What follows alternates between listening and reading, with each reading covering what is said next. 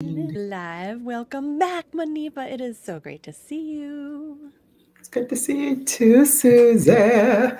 Happy November, going on December. I know. Welcome, November. Ciao, November. That one went fast. For you too? That is so fast. It is so fast.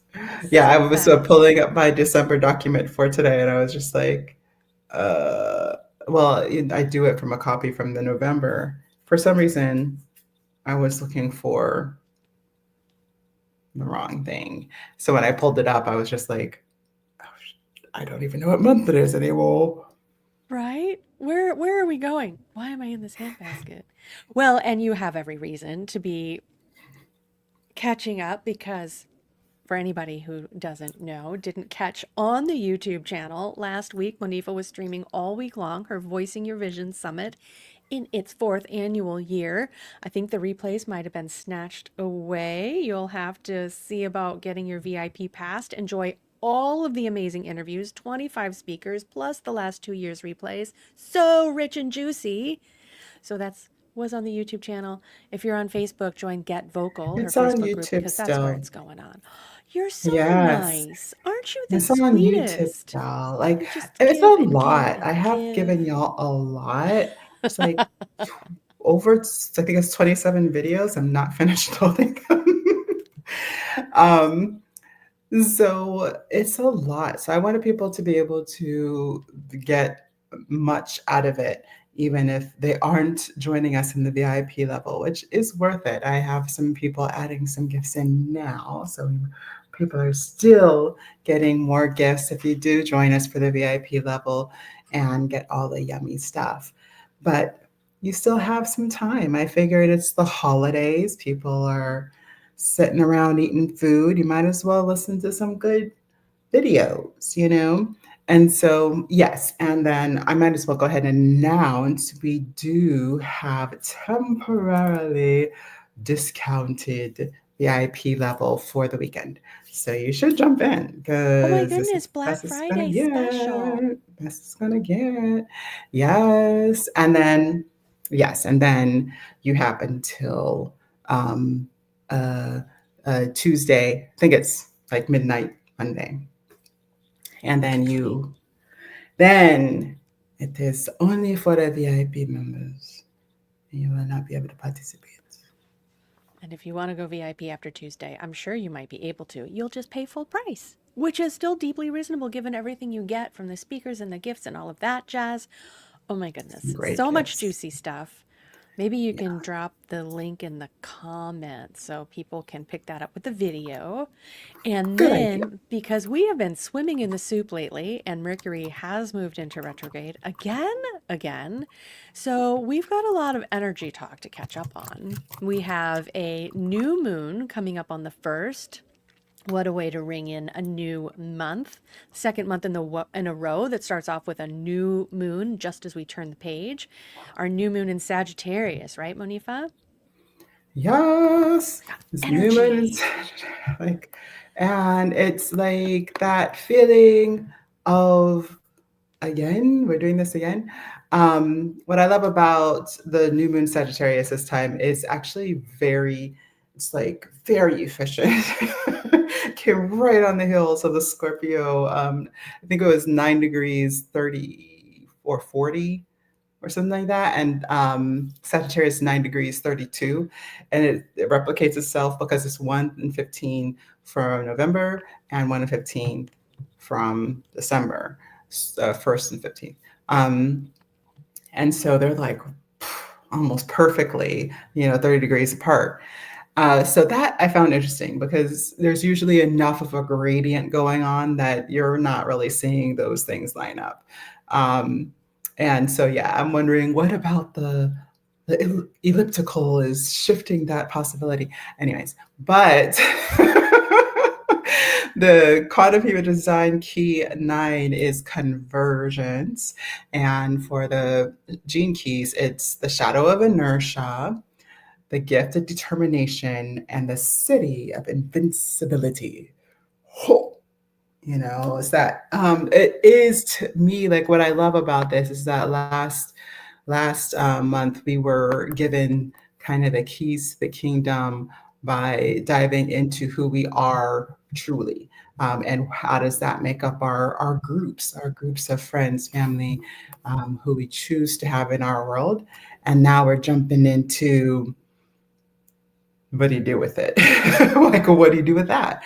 Because the shadow here as inertia is not being able to focus on the right thing. So you have, hopefully, with the tuning into your truth and aligning to that, you have a good sense of energy, and the possibility is there because the team is with you, right?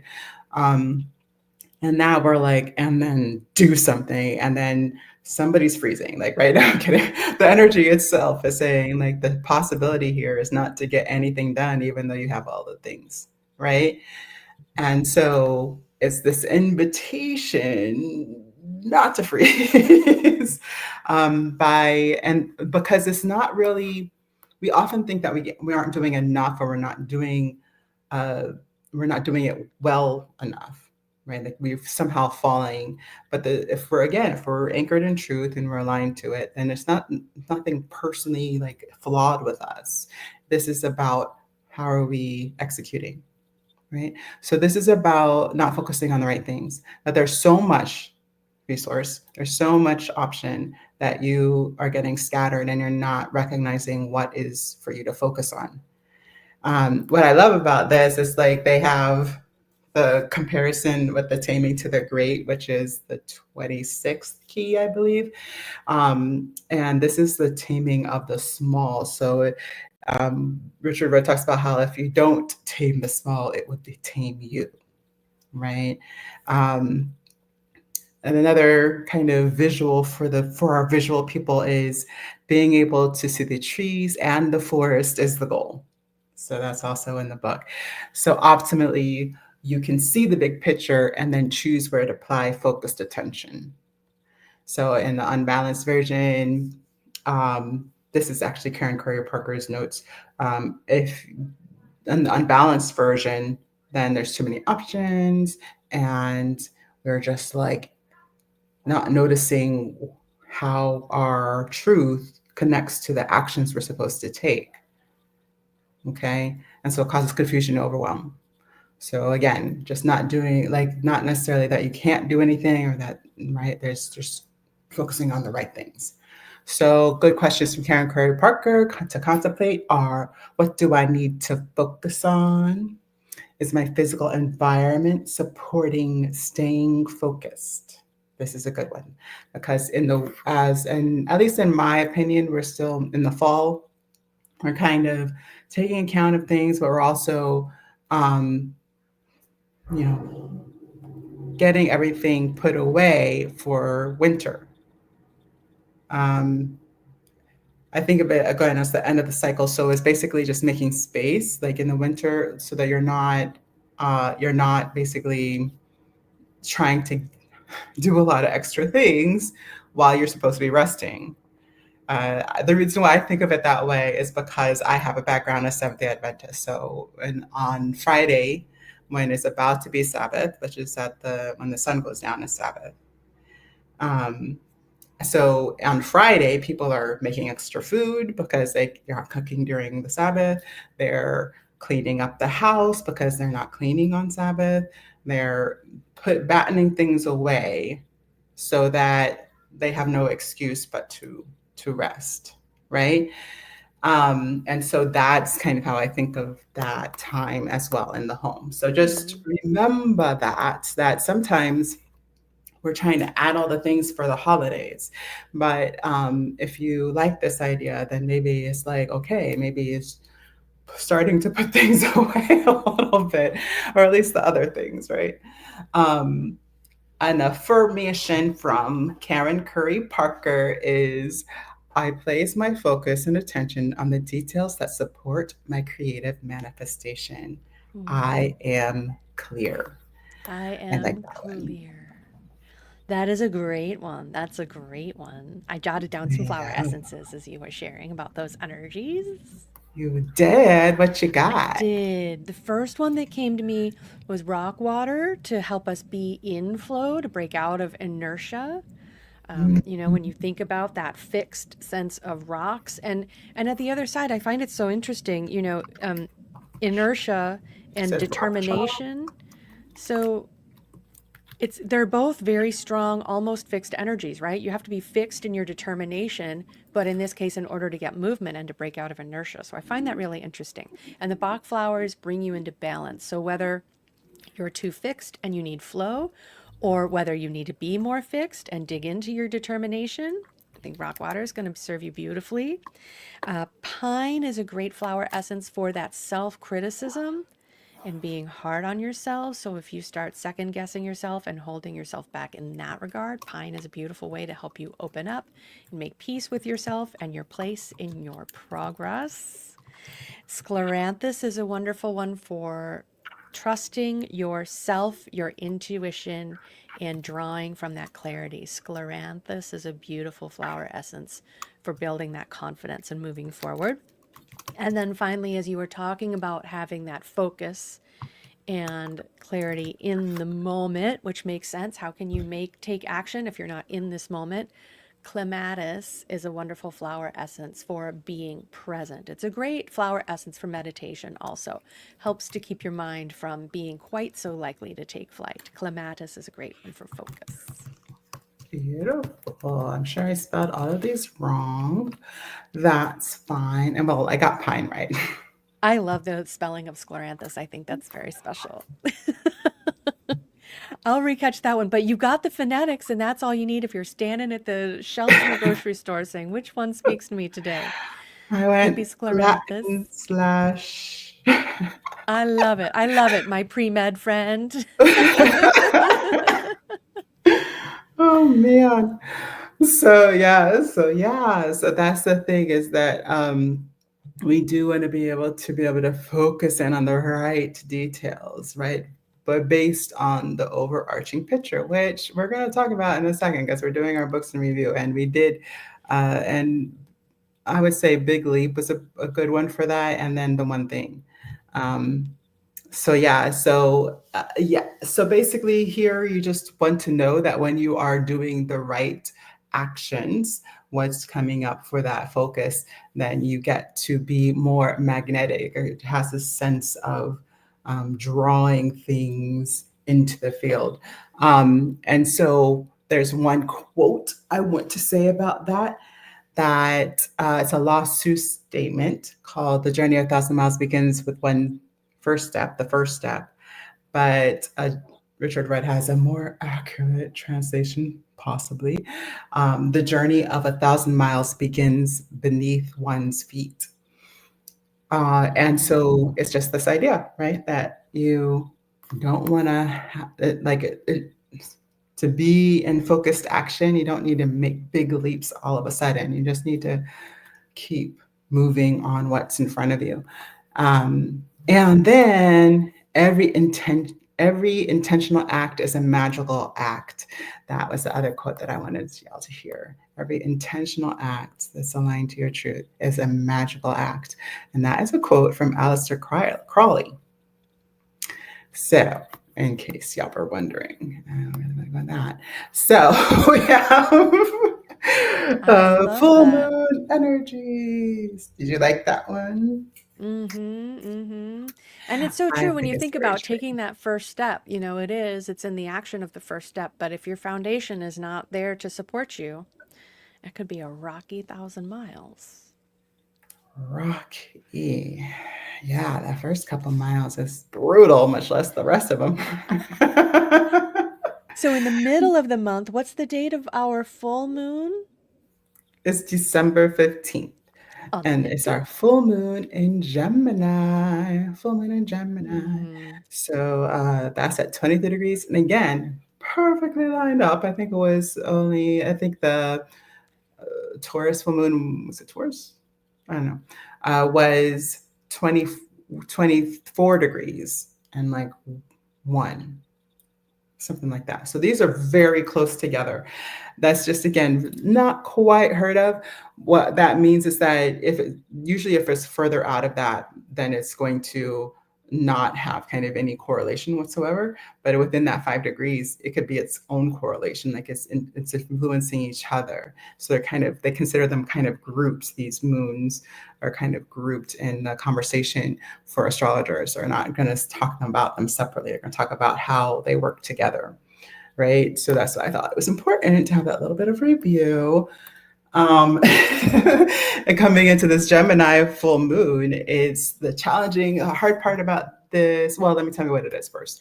It's the gate 12 of channel for quantum human design, which I find very interesting because last month's full moon was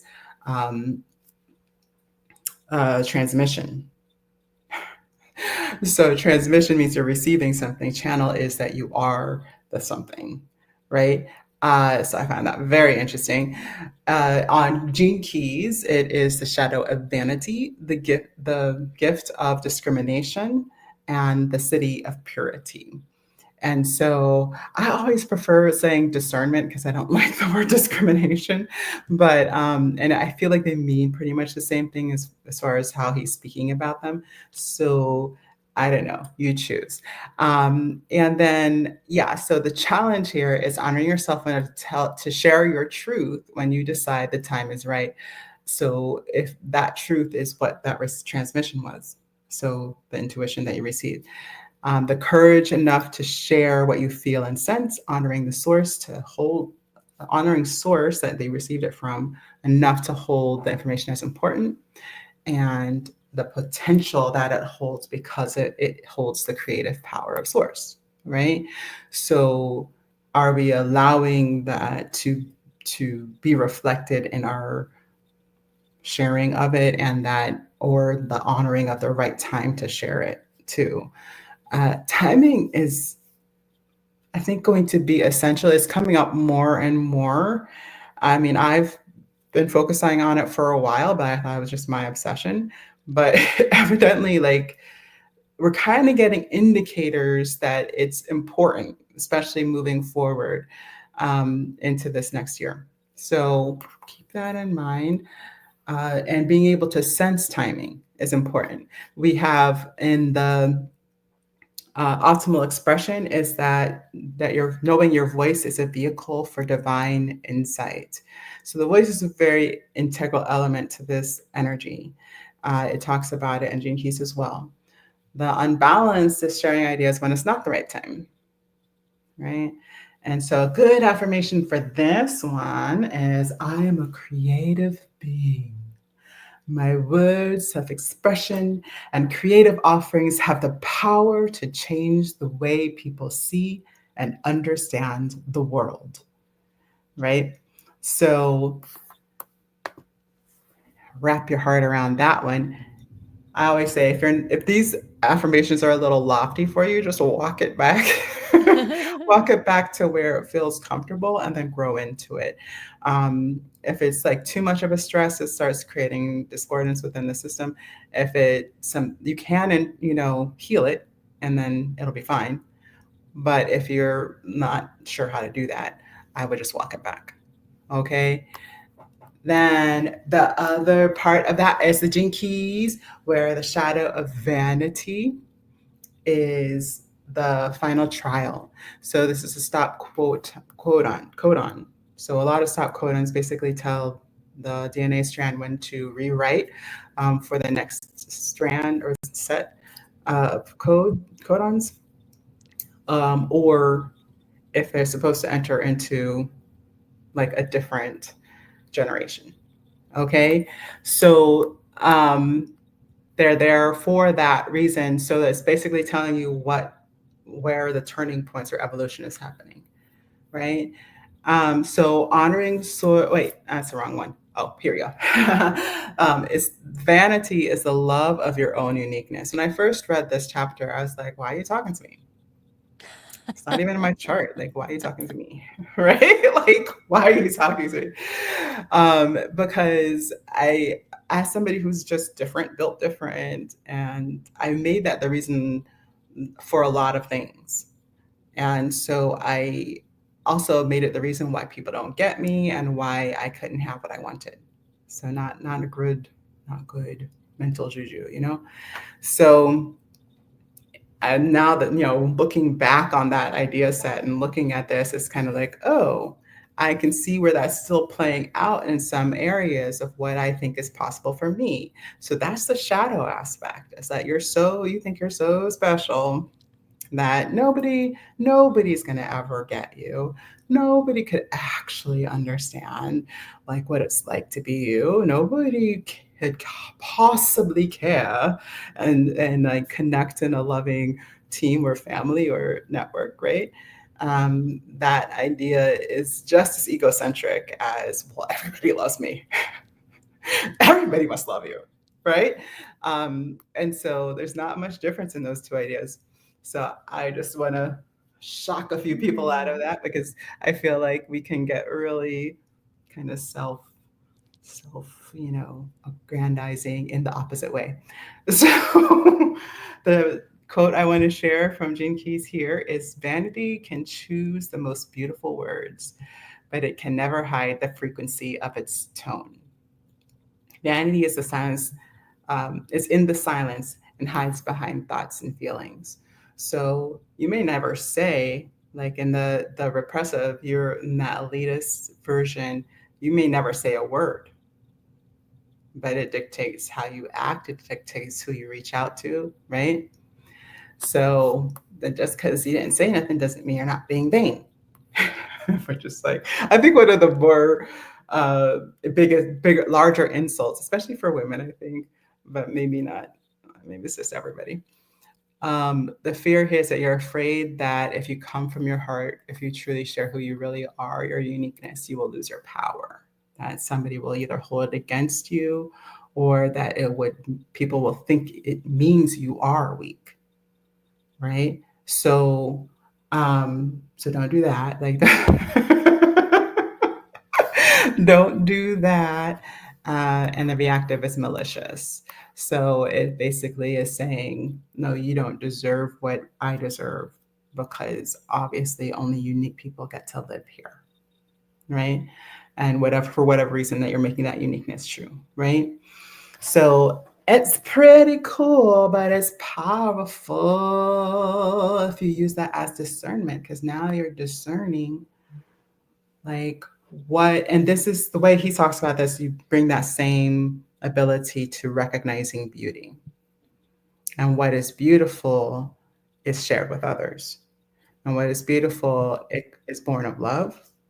And so it's having the heart open enough for everybody to participate in that beauty. So, yeah. And the beauty of your uniqueness. Yes. Because the Yeah. world needs it, but it feels like a tough world right now. So, it's reasonable that in this time with these energies, we feel like I don't want to let myself be seen as weak, right? People are maybe feeling like they're losing some of their safe spaces, and like it's not an easy place to be transparent and vulnerable right now. Can definitely pick up Absolutely. on those. And I always say we create our own sense of safety. Not that, again, there's not true things that are harmful out there. So, what I mean by that essentially is that if you feel like you do need to be more cautious in that regard, then that's your sense of safety, and that you have every right to do that. Yeah. So Yes. never feel guilty, because I know some people are like, "What do you mean?" Yeah, don't listen to those people. What do they know? They're Like, not they the ones haven't that lived your have your life, best right? interests forward. Yeah. Are you ready for flowers on those, or do we have more to Flowers. start? You That's it. ready? Okay. Okay. I think for this energy coming in around that full moon, water violet is a beautiful flower essence for helping you to connect and engage with other people. If you tend to feel aloof, if you feel like you're safer and best understood by sticking to yourself, Water violet helps you re-engage and find that healthy point of access to be in connection and community again. Star of Bethlehem is a great one to uh, help to heal traumas. So it works on a deep level. It helps you to get over those deep, deep anger and resentment issues that we might come with you, as does Willow. But Star of Bethlehem works really deeply to help us to really release those traumas and have a better connection to spirit and healing at the soul levels. So Star of Bethlehem feels really important right there. And holly, I was like, does it, doesn't it? Does it, doesn't it? But it is the season, right? Holly is a big plant. We see it in all the decorations as Christmas time comes upon us. Holly is a heart opener. So again, along those water violet lines, if you tend to hold yourself back, if you're afraid of getting hurt, if you're kind of in that space of otherness, which is understandable right now, holly helps to heal the heart and helps you to find a safe and healthy way to open that heart so we can be back in connection again. Yeah. And again, I just to do a brief reference point to last month where that transmission was about receiving what it was truly about your connection to your team. Like, so whether that was getting rid of people that aren't safe, so creating that safe space for yourself, or finding the people that are, right? And so maybe getting rid of people, you got to that step, but you're still looking for the people that are safe, but they're there. Again, that's that uniqueness piece of like, you're not so special that there's nobody that will understand your situation. Reach out, find the people that do understand and have clearly stated that they're in support, right? So just make sure it's clearly stated. Like that's what I think the important part is that we're not getting kind of the foo-foo, like edgy, like I know, I know that it's a hard time. Like it's nice, but you want to find the person that like has demonstrated that that is what where they stand. You know, that's the safer bet if that's what you're looking for. Yay! Yes, and with Mercury retrograde, it went retrograde on the 25th. So, without looking at a calendar, I think it'll be coming out of retrograde around the middle of the month. It's usually around 3 weeks. And so, it just means we need to be present to our communications and be aware of the messages we're receiving as well as giving. And so, right along those lines, have a little bit of grace, but be clear in your communications as we're in that space. And I think that's going to help us as we're moving through it. We're moving through it. Wow, that's such a good thing to bring up because for Mercury retrograde, like it is not outside of the realm of reality to ask somebody to repeat something.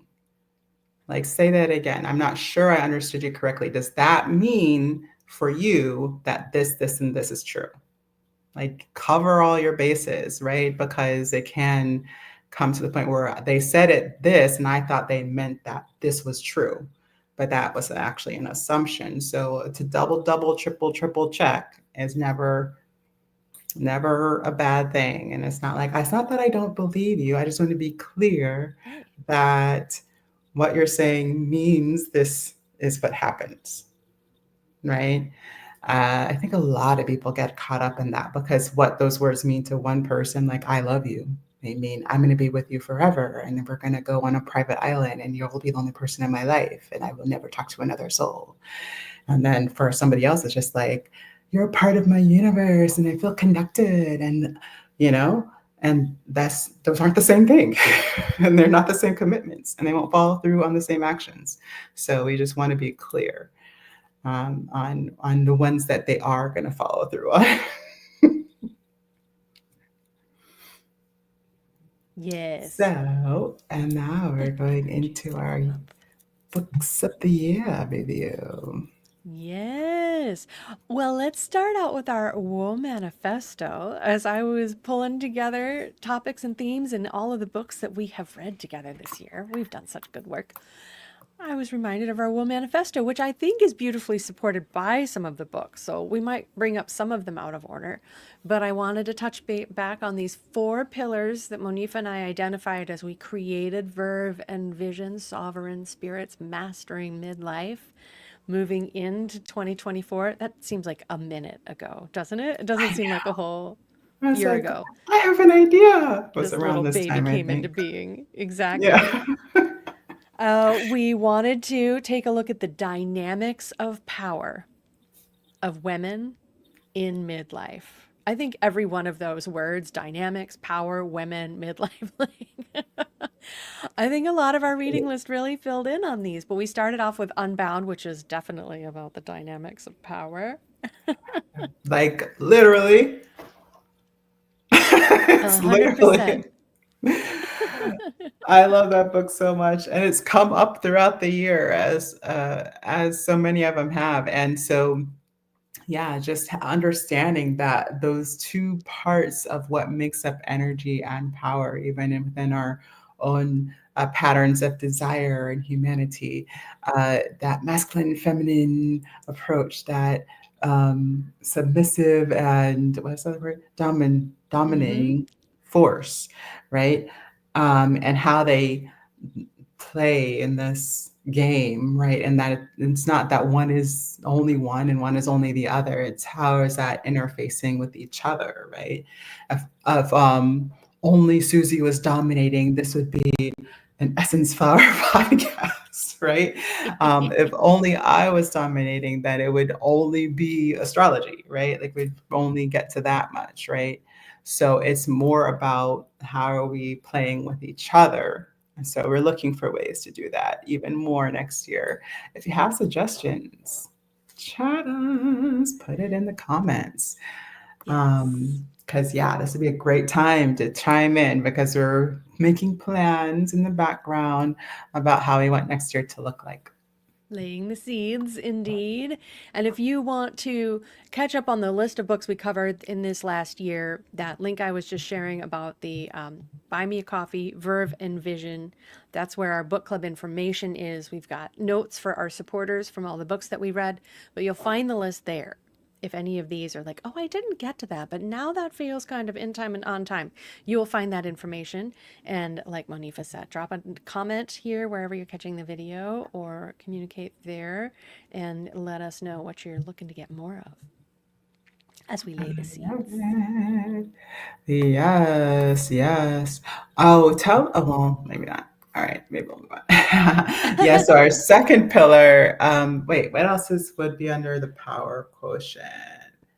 Um, You know, uh, I think that Loving What Is, our Byron Katie book, and looking into the work, I think there's some really interesting perspectives there in power. How much power do we give the situations and the emotions that we attach to those? And reclaiming our power by asking ourselves what is actually true and who would we be if we release the judgments that we put on situations. I felt that was a really freeing invitation in her work. Pretty profound.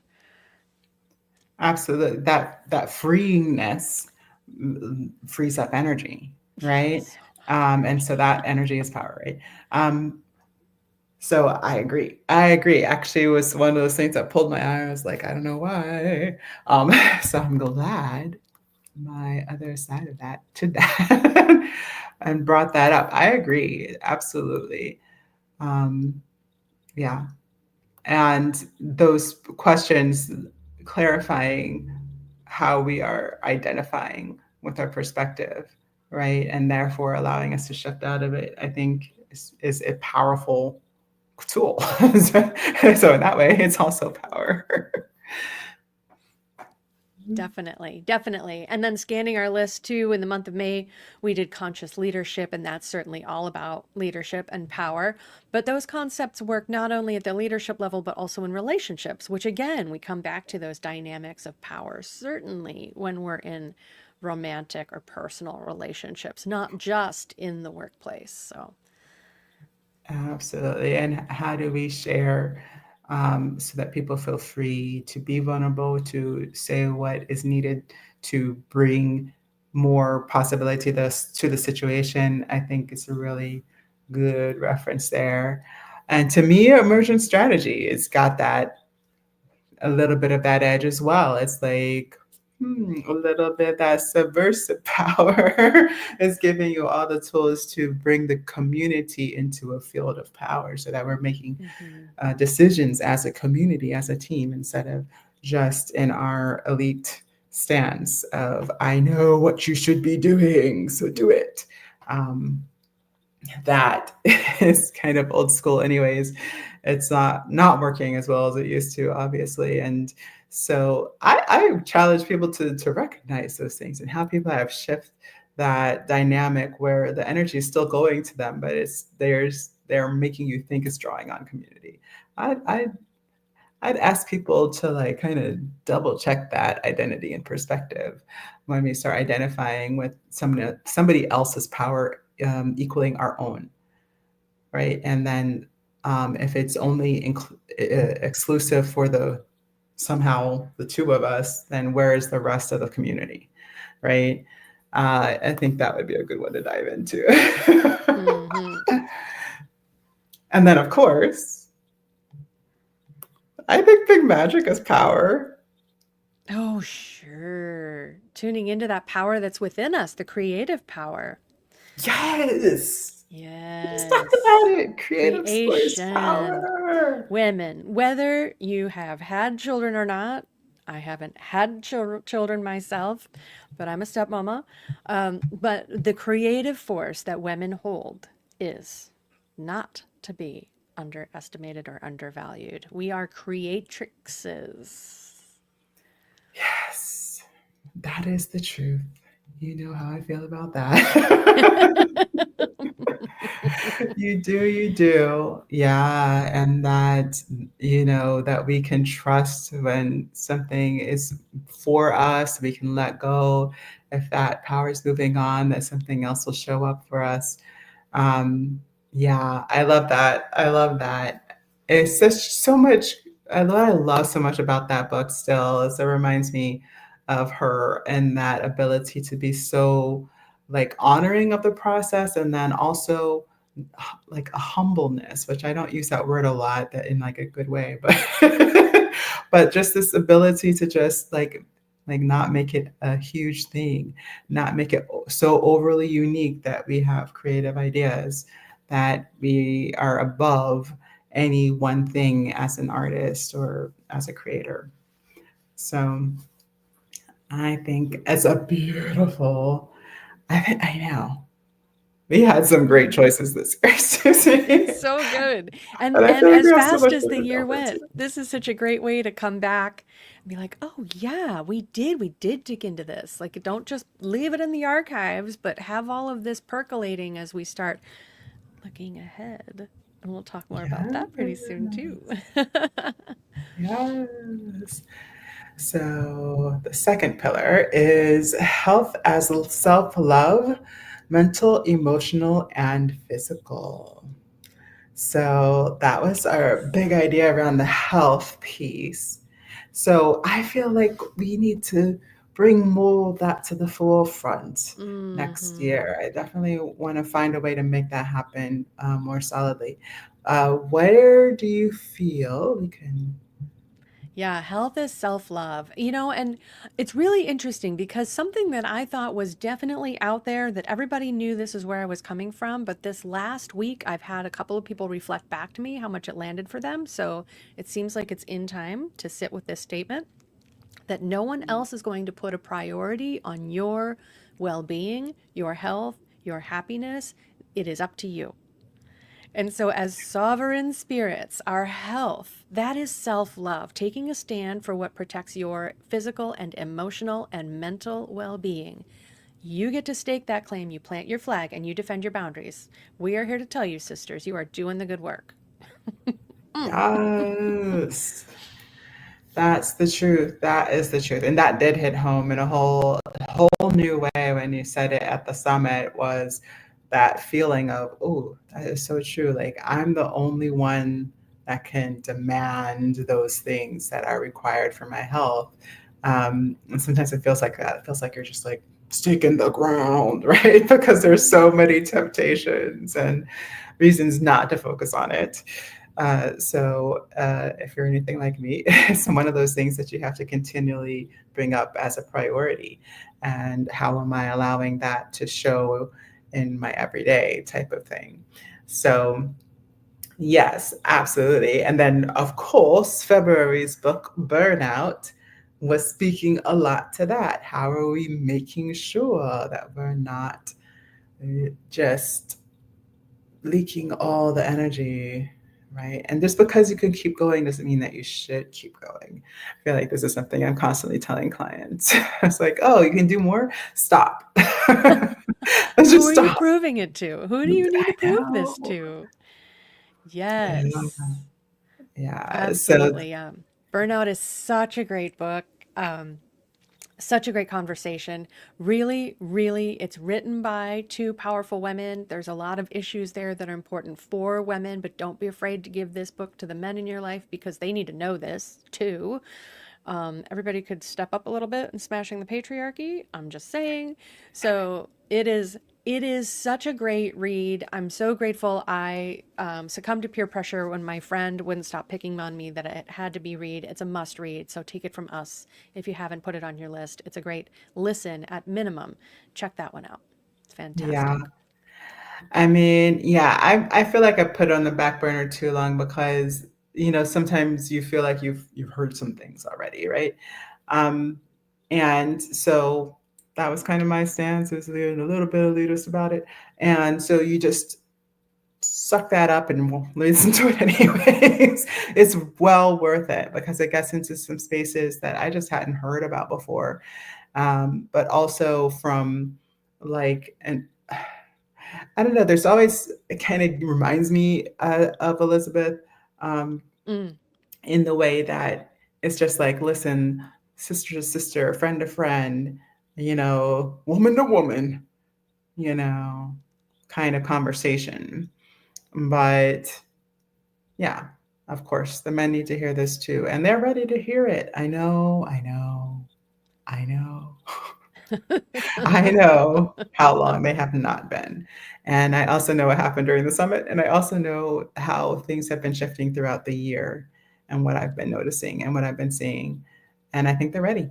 I do think they're ready. And not yesterday and that's the cool thing about the masculine. It's like when it's ready, it's ready. It's not like you don't have to ease in, you don't have to coddle, you don't have to do all that thing. It's just ready. And so yeah, so just educate, yep. educate, educate. That was a great one to bring it home. The Three Marriages I thought was a good look also at emotional health. The Three Marriages by David White, who's a wonderful poet, so it was a lovely read, but looking at the relationships we have, not only in love and in our relationship to our career, but our relationship with ourselves, and ensuring that in the midst of these other two big commitments that can shape our lives, we don't lose track of that commitment to ourselves. So, Three Marriages was a great read this year. Yes, I wish more people had seen that one because that was a reflective one. And yes, it was a little artistic to our get her done type of book selection. But it's still like I feel like it was important. It was an Hmm. important part of this year, because it gives that reflection of how are we devoting ourselves, our energy, our time, our life. And it's a good conversation to have. I just with yourself or with your other loved ones. I think brings up some really beautiful points and some amazing stories, and it's well written. Like if you like good writing, yes, please, more of more of that, please. And then enlivening consciousness. Of course, this was our health read of the year, and we had such a beautiful conversation with Dr. Alyssa B. Dr. Haransky Yes. Beck, she was amazing joining us. So that's a whole separate interview that's there available in that July, first week of August spot right there. Yes, yes. So it's on our playlist. So check it out. And all of our like overviews for the month and for the books are on the playlist in public view. If you haven't joined us yet, I don't know why, because it's not like a financial barrier in the book club. Like, and then you get all of our notes if you want to apply any of the lessons from this book. You have the notes from us. We've also, if they have book resources, we've linked to those as well. And so that I think is an amazing resource for those who are serious about applying wisdom to their life, right? Because it's always nice to like read some stuff, but the stuff that we actually sit down and say, okay, I was doing this the other way and now I like this way and this is what I'm going to do about it, you know? This is where I am in my evolution, and right now, this is right for me. That's it. That is it. Yes. And so, our third pillar of our Woe Manifesto, visibility, feminine world vision, shaping the world, and how we make impact. It's a bunch of ideas. Maybe it doesn't flow as a sentence, but they're big ideas. So we might refine that as we move on. But Yeah. I think that, as Monifa was saying, we're seeing more men, more people holding the masculine space who are willing to make space for the power of feminine leadership.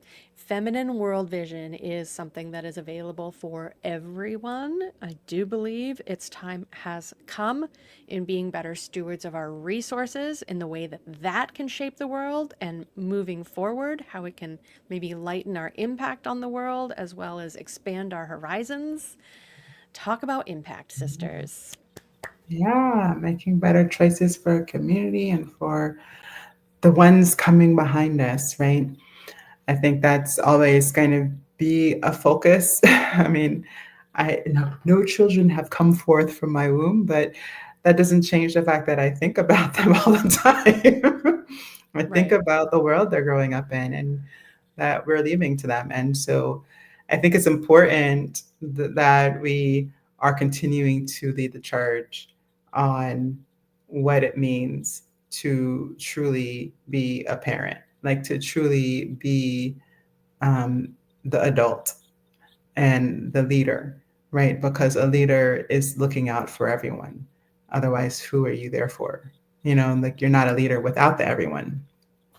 So it's important for us to bring our sovereign energy, right? And if it's whenever a lot of times we're speaking about the energetic masculine and feminine, but even in when we're speaking of the gendered applications of the overview, right? We're also speaking of how are they being in the same space.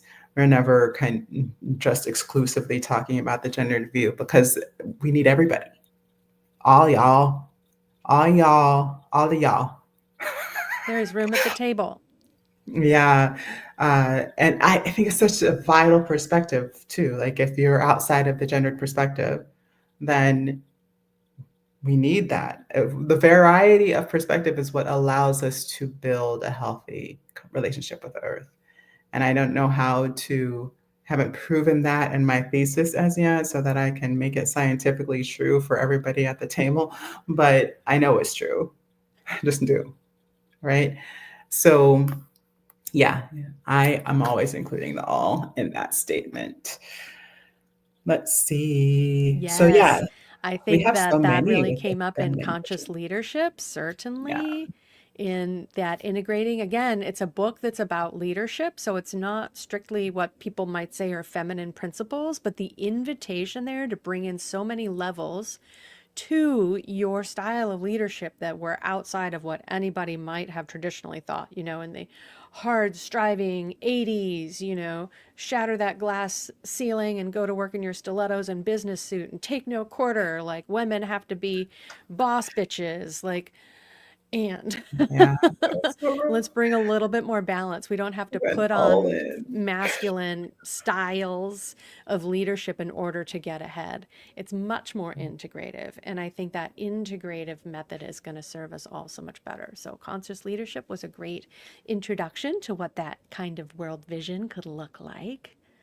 Yeah, and I always call the book Conscious Leadership, but like if you're looking for it, because we don't have a link up on Right. Buy Me a Coffee anymore, it's 15 Commitments of Conscious Leadership. So Thank you. look for the 15, 15 commitments. 1 5.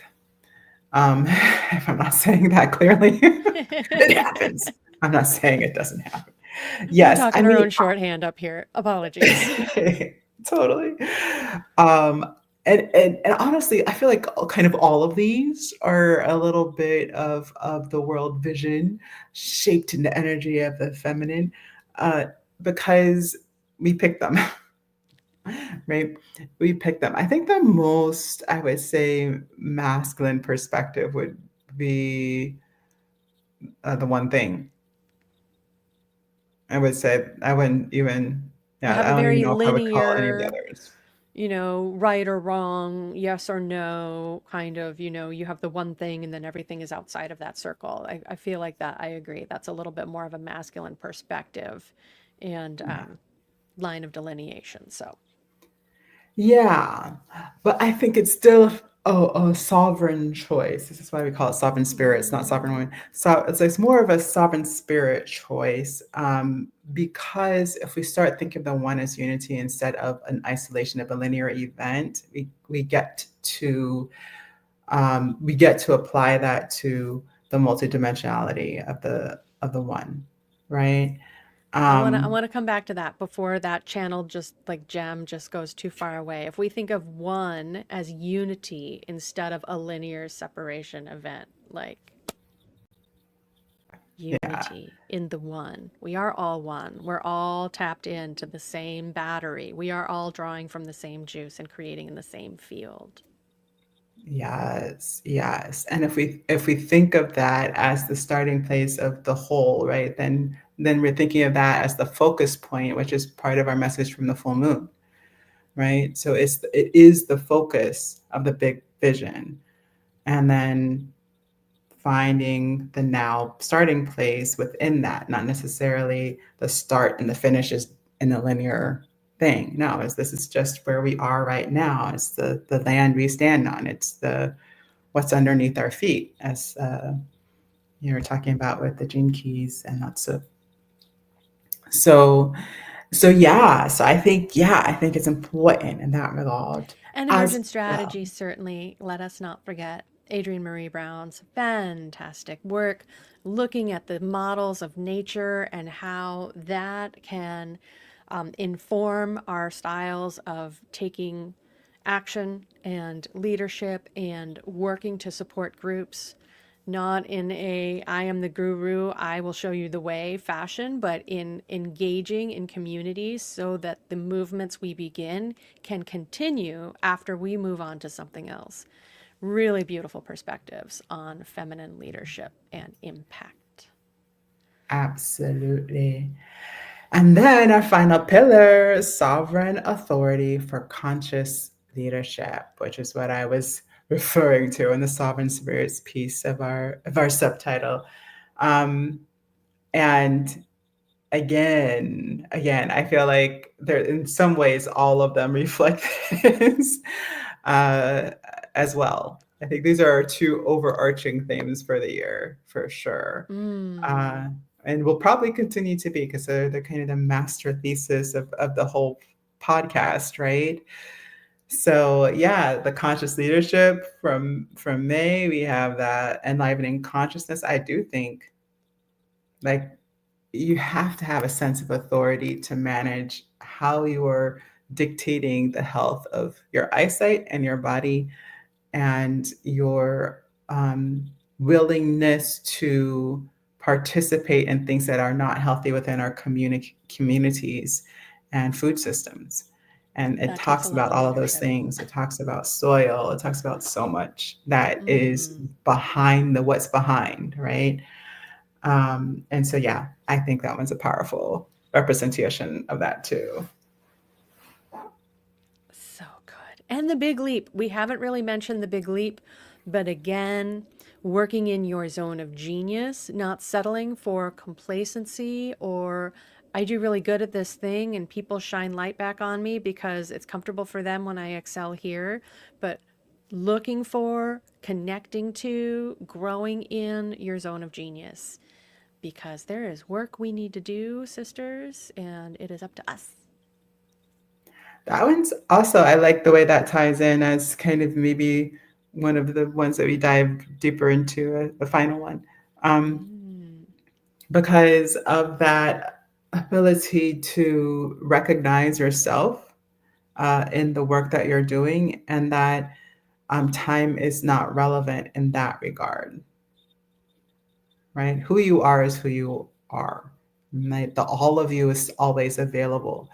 And so, what I love and what I take away always the most from that is how much we limit ourselves based on time, right?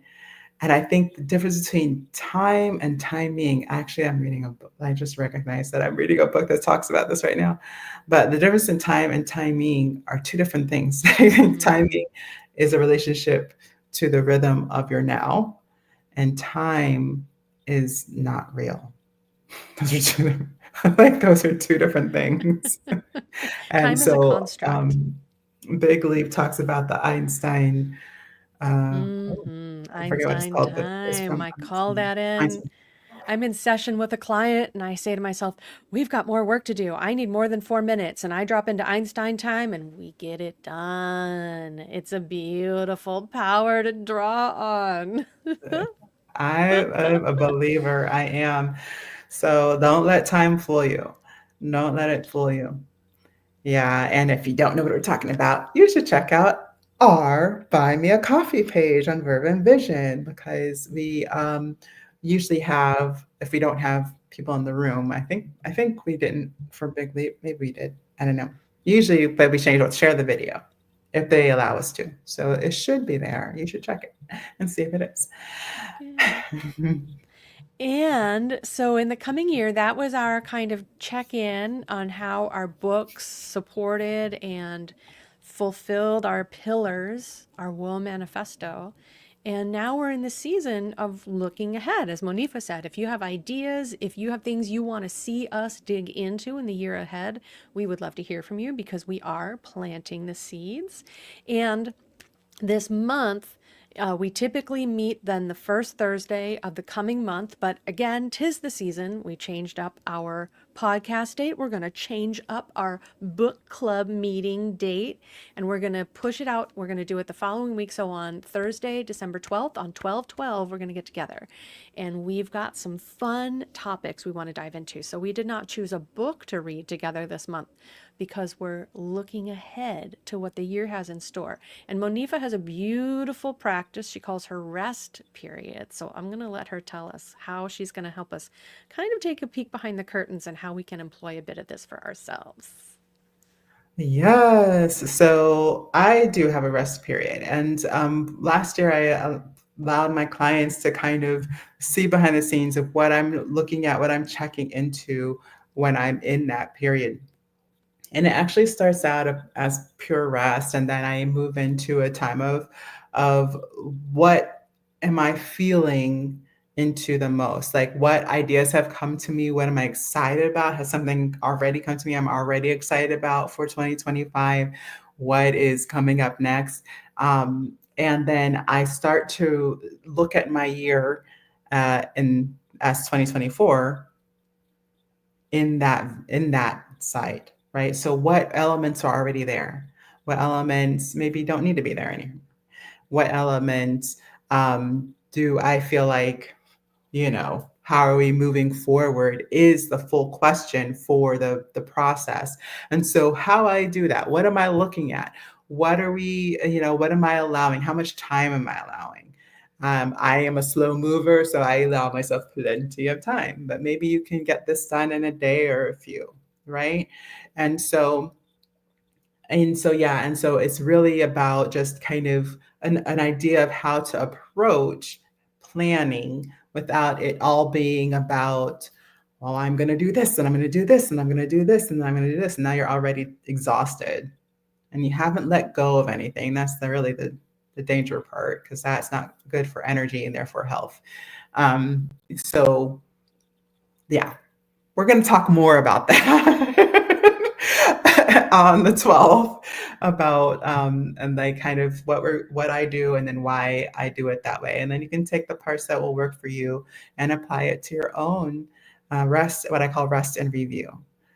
So I rest and review. Like so you see how the rest is an important part because it's first. I rest and then I review. And so that's what it's important because sometimes we get bogged down by what we haven't gotten done, what maybe we may perceive as failure or unmet goals, right? So that's the idea. So I'll just put that Uh, up on this screen, a little placeholder. Might not still be called the forecast edition in 2 weeks from now, but that's just what I deemed it so I could give us a little visual. So Thursday, December 12th, 1 p.m. Pacific. Information will be in our book club yeah. page. So take a And look at that. astrology will happen because that's just the way my brain works. That's how I We love to start classify from that. time. You know, it's a great point of information, right? When we understand what the energies are that we are swimming in, then we can take things a little less personally and we can also draw some inspiration from it. Like, oh, this could be a really good idea to look at this thing that I've been putting off because I was busy or I didn't have the time or it didn't feel right. You're probably going to feel more inclined to take a look at that thing when the energies are aligned. So that's why I love getting these insights from Monifa. I'm like, oh, okay, it's not just me, it's it. And how can I use it to my advantage? Right. Yeah. And I also think of it as a way of not adding, but like just focusing on the now. Right. So if the other thing felt like I still had more to do, I'm like, okay, that's okay. There'll be a time for that. I trust that because it's set up that way. And it's easy for me to trust what I can clearly see, which is that the earth is turning, the sun comes up, goes down, right? Like I can trust that in ways that sometimes if you're just going on faith, right, that you might not have a sense of faith of what you're trusting when you're really anxious. That's been my experience. So yeah, that's how it works for me. All Yeah, right. so much I hope good you stuff coming enjoyed up. our podcast. And I hope to see you on the 12th.